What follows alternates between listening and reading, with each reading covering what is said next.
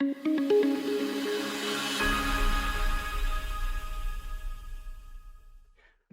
right, good day everyone. I hope you can all hear me. Firstly, thanks for making the time in your day to come to our webinar. My name's John Shippick. I'm the Exploration Product Manager at Datamine Software. And today I'm going to take you through our new product, Discover for ArcGIS Pro. So as a business, this is a real milestone for us. So I'm sure you're all familiar with our other Discover product, which has been around. It's an industry veteran. It's been around for about a good 20 years or so. So when Datamine brought the Discover product off Pitney Bowes a few years ago. It was in July 17. And pretty much as soon as we did that, we made the decision straight away. It's like, well, we might as well make this product as GIS agnostic as we can. So that's the decision that has gone into making this product. So we decided to go with the Esri product and specifically ArcGIS Pro because it is the premier GIS product, and also because anyone that's used ArcGIS Pro will know if you're a geoscientist, especially with its 2D, 3D integration, it's an amazing bit of software. And it's the real fit for geoscientists because of its 3D capability and its seamlessness of going from 2D to 3D. So gone are the days when you had 2D data and had to throw it across the fence to 3D. It's a total seamless operation and a great bit of software. So the product we've released, our first release, which will be the first of many releases, so keep that in mind. It's just going to keep getting richer and more involved, and we're really committed to it. But the user requirements we went with for this first release was the ability to create high quality sections, the centralization of data into 3D. So we've put extensive interoperability there. So for example, if you pick up a project, it's all in Micromine, you've got the importers, you can just bring all the data across into ArcGIS Pro. And then the ability, once you've got all the data in there, to be able to share and export that data. Okay, so it's really, in summary, it's about collating your data and then communicating your data. So, a lot, in the exploration space, we hear all about, these high-end analytical tools coming out. This isn't really that, but what it is, it does address a really pertinent part of your workflow, and that's the communication of data. So the creation of reports. So for example, reports for, an IM, for example, you're an exploration company, you want to try to sell a lease, you've got an information memorandum. A quarterly report, really common. Internal report, so the work you're doing, reporting, if you've got a drill hole program, you have to do a report to go up through management. Or most commonly, government legislative reporting. So we give you the ability to really create, high quality sections, 3D visualizations, 3D web sharing, so you can create these fantastic reports. So the tools we've put in this product to help you do that is one, extensive interoperability with other mining packages. So Datamine, Micromine, Vulkan to start with.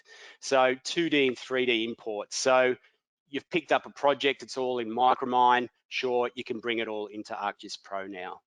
The ability to bring in drill holes of any type, so from tables, Access Database, ODBC, Acquire, or Fusion.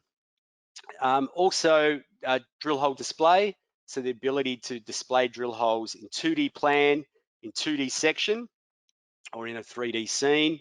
Section management, the ability, because you'll be creating a lot of sections, the ability to be able to, make sure those sections are all looking the same styling, the same file types, which we'll go into a bit more detail during the demonstration.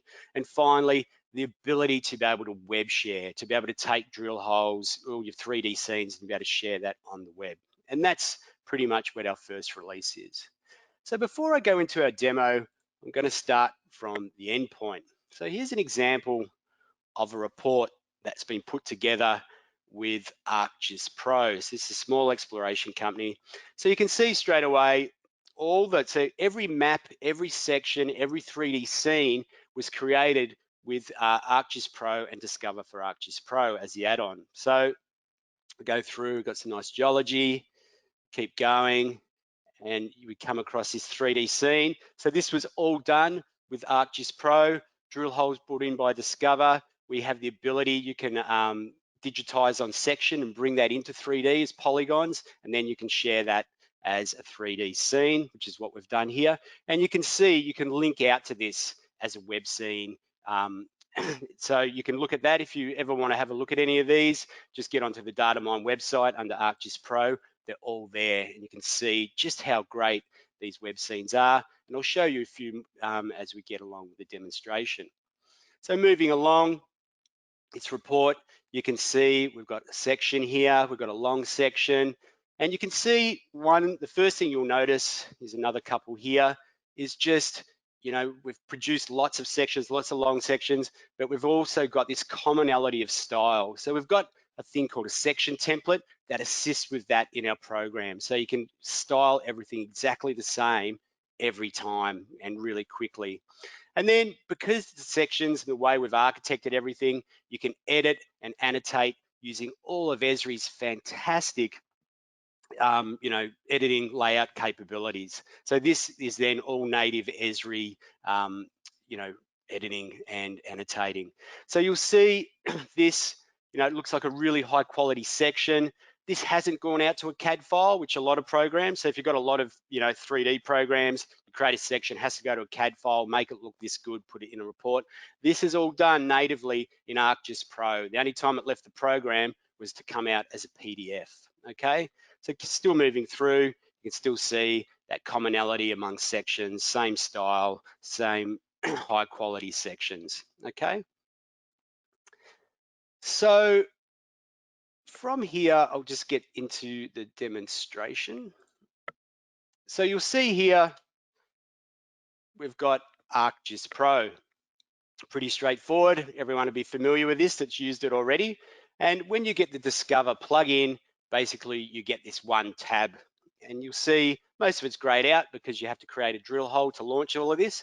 But what we do have to start with, you've got this importer, so you can bring in vector data, DataMine, Micromine, Vulkan data.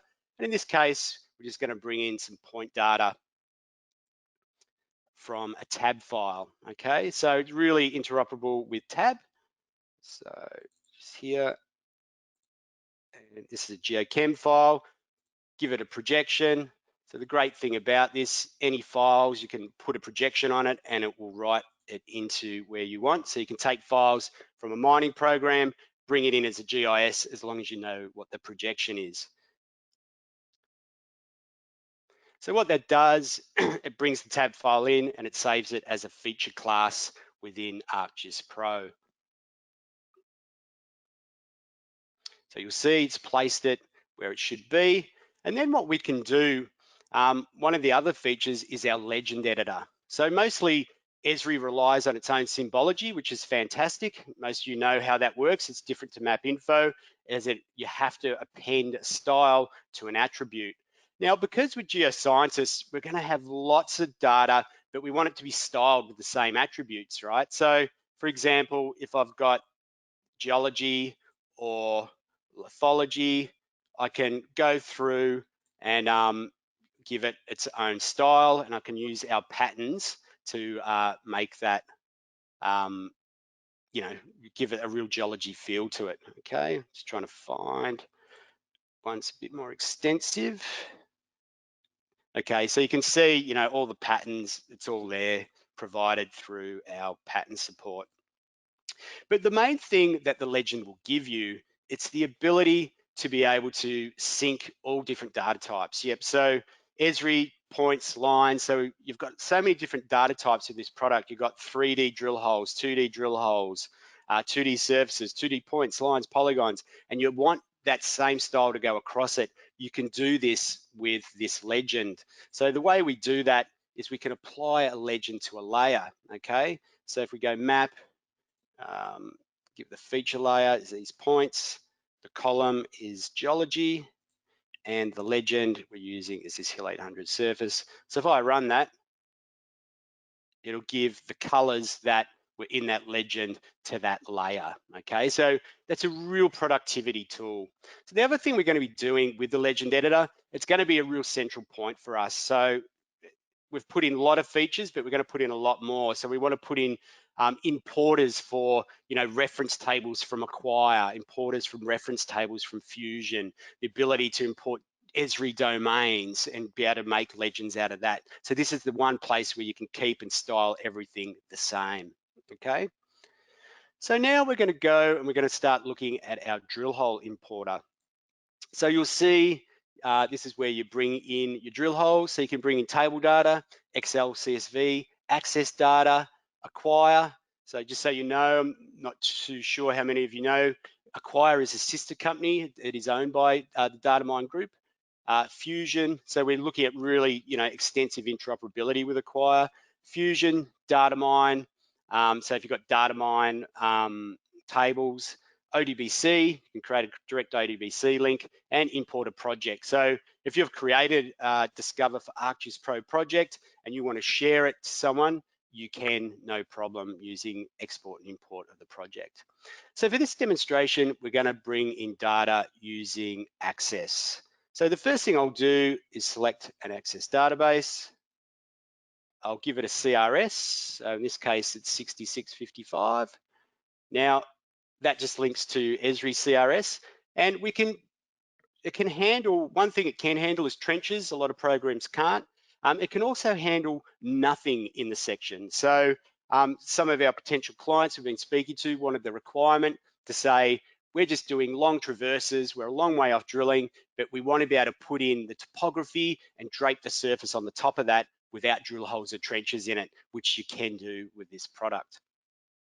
So if we move along, you just set up your collar table, make sure all the columns are correct. Survey table, it's all pretty standard stuff, down dips negative, and add your down hole table. So we'll add some assay data here. We'll add some alteration data. If we had structural data, we could add it. It can handle from, to, and depth, which is important. So now we're going to look at we'll get some raster data. So we can add topography. We can also add our subsurface data. So in this case, fresh contact and oxidation and topography. So we've got this layer is representative of the topography that our sections will clip, and our subterranean surfaces are fresh and oxidation contact.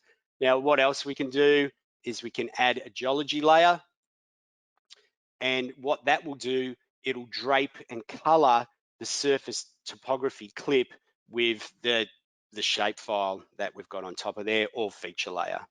So we'll go okay, and we go through our validations. So we've done a lot of work on our validations, have made it quite seamless. So these are your validation options. So these are, if you want to collect, just make sure your data's been entered correctly. And it goes through, you can edit the changes here. We've got an option called Quick Fix, so geologists love that. What it'll do, if you've got clashing data, it'll just take the first line, and so you can just create a project really quickly. DBAs hate it, obviously. Column mismatch, so these are all optional. And if it was a compulsory validation, so it was an overlap, it would come up with a red record, and you could edit it and change it or ignore the conflict manually yourself, okay? So we keep going, go finish. And so then what happens, we've validated our data, and now the data has been taken from that Access database, and it's been saved as a geodatabase in Esri, so where we can access that program. So the good thing about it is that when it brings a table in, it'll always record where the source data table was. So now if we made a change to that source data type in any way, shape, or form, we could just refresh that data, or we can append the data, okay? So what we can do with refresh, so if I make a change in my Access database, I hit refresh, it'll change everything, and you'll have to go through the validation again.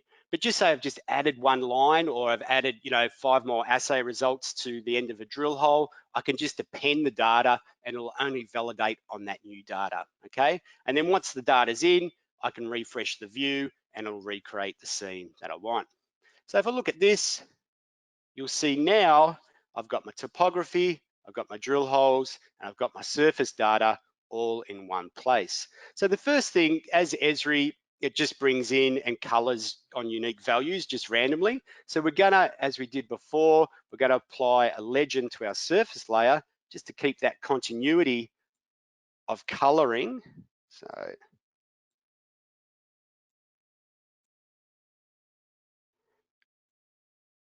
and you'll see that it's colored that surface data the same as it'll color the downhole data because I used the legend editor, okay? So the next thing we're gonna look at is before we start creating sections, we wanna create a section template. So this is a new concept. So when you're creating sections, you're creating lots of data really quickly. And what you wanna do is be able to make sure that that data is the same through every section, and everything is all the symbology is the same, and you don't want to have to do that for every time you make a new section. So this is what the section template takes care of.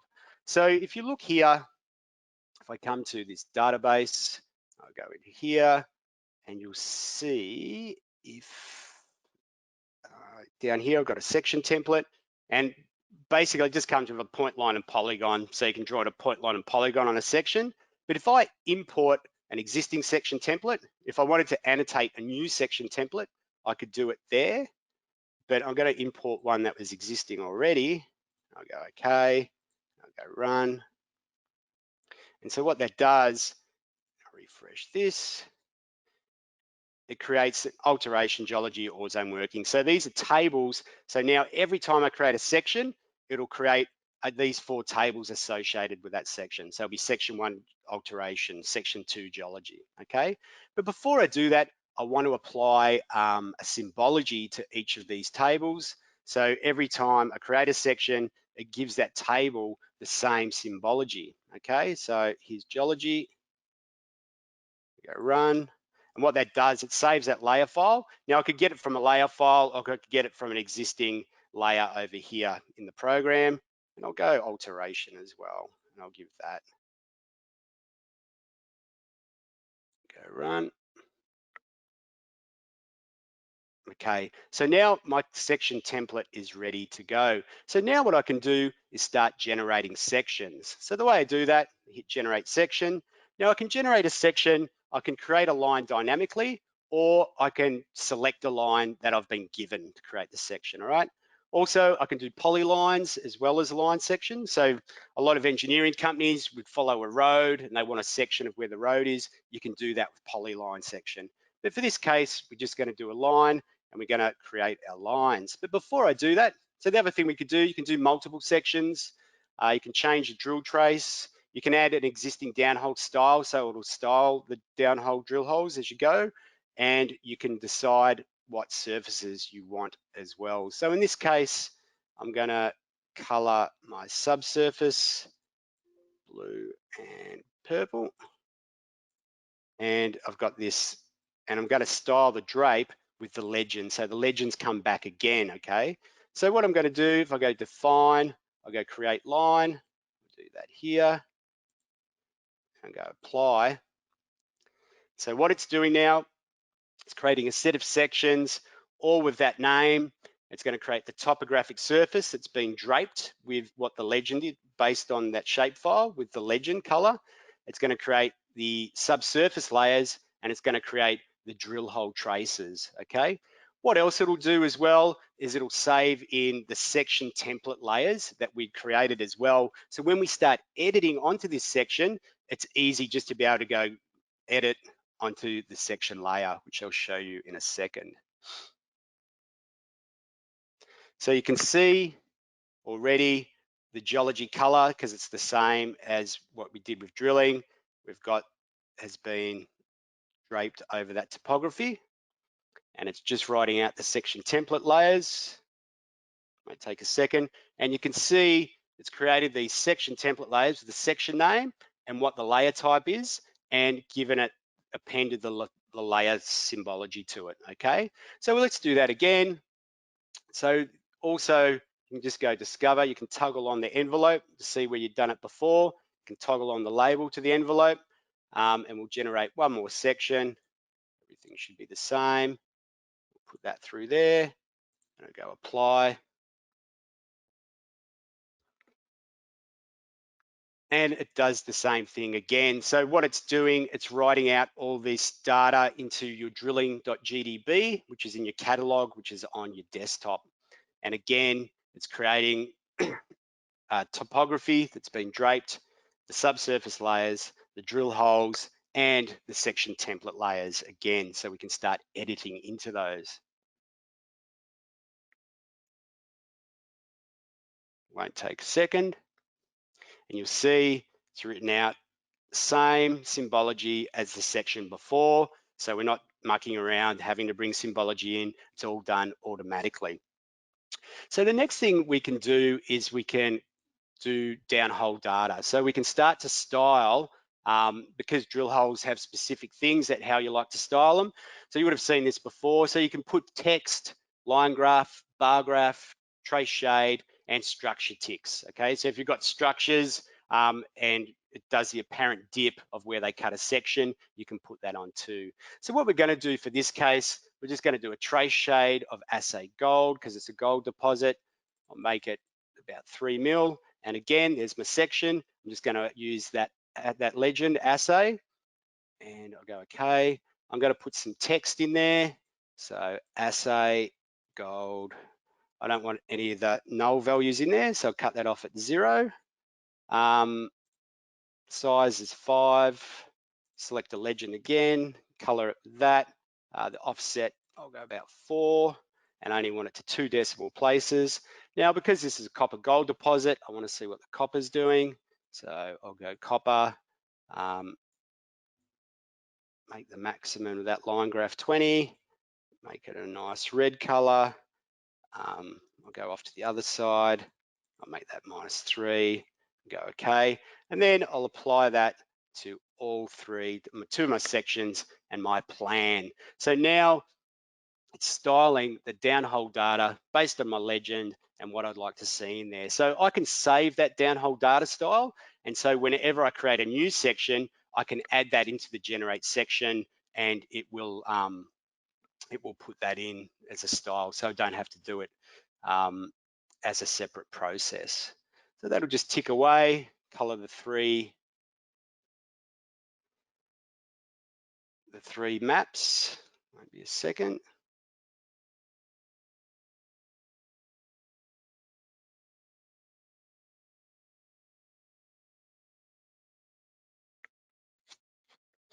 Okay, so we can see now, take this away. We zoom in, got our line graph, we've got our text, takes a while to render on the screen, and we've got our downhole coloring, okay?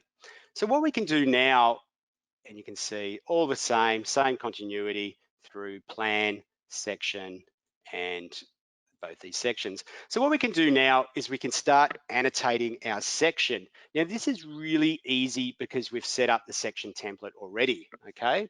So if we go to, if I go to edit and I'll go create, and you'll see because I'm on section 813, the tables for 813 alteration and geology are there. So I'm going to go create and I'll go acid dike.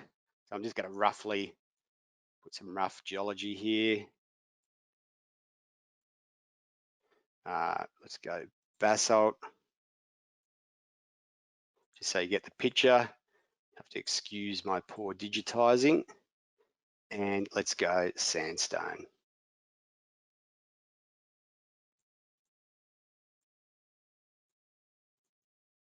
And because we've done alteration as well, on top of that, we can go, okay, I've got porphyritic alteration on the contact here.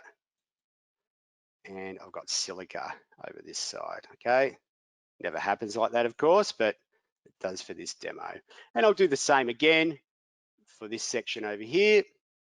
So let's go out a bit. Acid dike.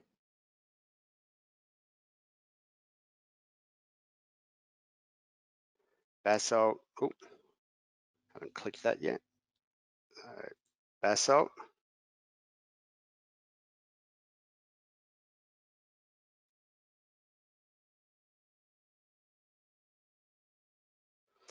And sandstone. Okay, so I'll save all those. So you can see with the section template, we've got continuity of style and continuity of structure on our sections, okay? So the other great thing about the section template, so from here, we can either take it into 3D or we can do a layout of it. So because it's a section, we want to put a grid on it. So there's a capability here. We've got section grid. So I want to make a landscape A4 of this. I can set the scale. So if someone says I want it in 5,000, you can do that. But I'm just going to, for this, I'm just going to make it what I want it to be, to whatever scale it is, to fit onto an A4 sheet. So I think in this case, I just want the eastings. So if I go select, do that. Oh, hang on. So what that'll do, it'll fit that to the A4 landscape and put a grid on it and send it to layout in ArcGIS Pro. So you see, now we've got this in layout. We can start using all of Esri's amazing layout tools. So let's put a scale bar on that. Great. Let's put a legend on this. Actually, let's do that again. So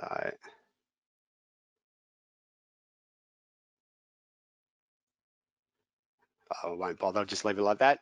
And you can put something like scale in as well, okay? So basically, it's just all of Esri's tools that you could put in there. If I had some time, I could make that look a lot nicer, obviously. But you can just see the speed of which you can go through and do this. So the next thing we're going to do is send all of this to 3D. So we're going to show our data in 3D. So I'm going to go display drill holes in 3D. I don't want to show all of the drill holes, just some of them. So I'm just going to select portion of them. And I want to create a drill hole tube, make it about 8. Again, there's the legend again. I want to do text. I don't want anything that's null. I want to select A0. Yep, do it about 8. And we can offset it about 7. So you can add oddly in 3D, but it does look good if you're looking at multi-elemental stuff. You can add a line graph or bar graphs as well, and you can add structured ticks or disks, okay? So just making sure that's all in order. Yep, and if I go generate,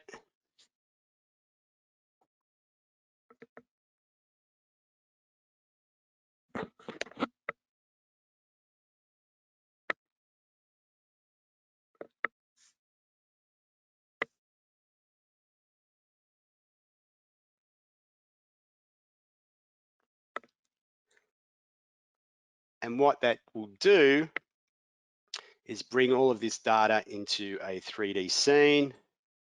Now I'll add a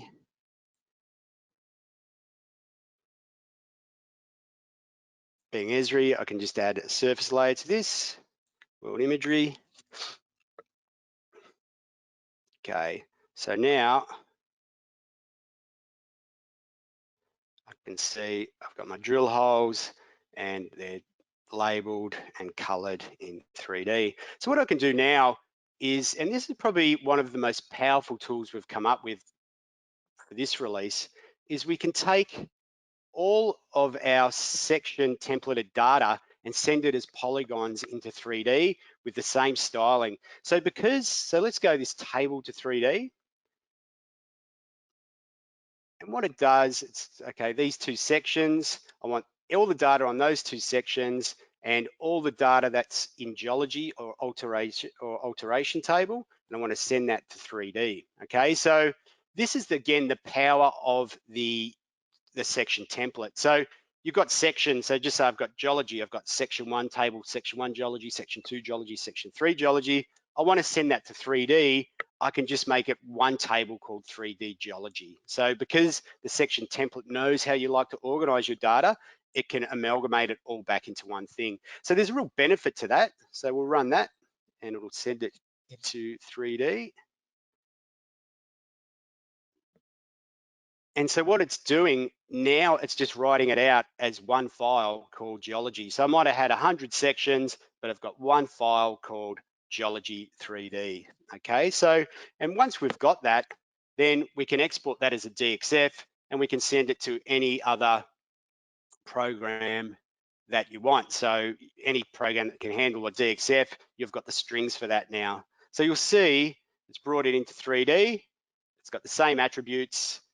It's got the same styling. I can turn off the layers. So there's just alteration. Okay. And then there's the geology. And you can see it sits where it should sit, where the sections were in 3D. Okay. So that's a really big deal for us. So it's a really powerful tool.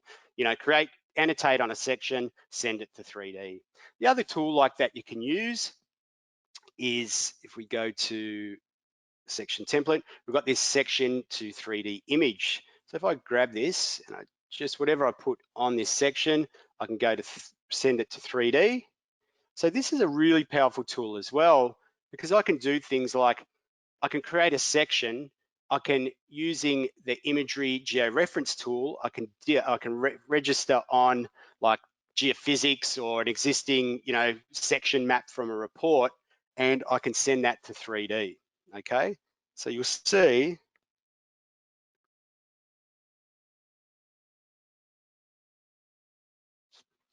while it does that, I've got that. See, it sits in the right place. I'll turn off the geology layers. So you can see I've got that image there. And I'll show you some examples of where we've digitized in some geophysics sections from a report and then put it into 3D and then web shared it, okay? So the next thing we can do from here is start to bringing existing 3D data into this scene. So the first thing I'm going to do is I'm going to import a Micromine file. So this project was originally in Micromine, and Micromine, I've got a TryDB file. I'll give it, so this is in a different, so it does a reproject, and this is a fantastic thing. You do 3D reprojections with ArcGIS Pro, which is an amazing capability. So I've had examples where I've had data, it's all in, so you've inherited a project, it's, you know, you've got 3D data, you don't have access to that bit of software, and then you have to report, so just say it's in AMG 66 and you have to report in 94, and you can't use that data because you can't reproject it, but you can here, which is quite amazing. So we put that in, it's in 9455 going into a 66 project.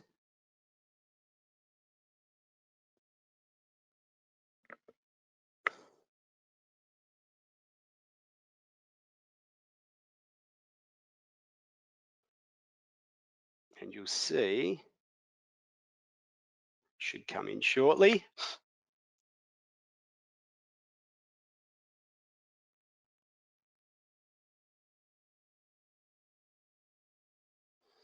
Okay, so there we go. We've got the Micromine wireframe, which is now an ArcGIS Pro multi-patch. We can change that. We can use all the fantastic ArcGIS Pro tools to do what we want with it. Other things you can do, if you've got DXFs, they can just come in natively. You can just pull them straight in. So if I've got this here, I pull it in. These were done in Leapfrog, exported, and it's just, that's just total ArcGIS Pro. And the other great thing, yeah, just even in basic ArcGIS Pro, you can append a projection to a DXF as long as you know what it is, okay? So again, more interoperability, bringing things in, okay? I could also show you, there's a whole heap of other interoperability we can go into, but we don't have time at this point. So the next point from here is that we'd like to be able to web share this. Now, this is a really easy process. I won't show you live here because it does take about 5 minutes, but I'd just go web scene and I could share this project and it would be available on the web. Okay, so I've got some examples here. You can see here, these are some web, and so you can get these off our These are all on the DataMine website under ArcGIS Pro. So here's an example of where we've digitized in geophysics sections, okay? And we've got the drill holes there as well. So I can come into here, I can turn the trace off and I'll click on there and it comes up with all the drill hole data. So that's a great example of just bringing the image across. The next thing we've got is here's one from where we've digitized the image, okay? And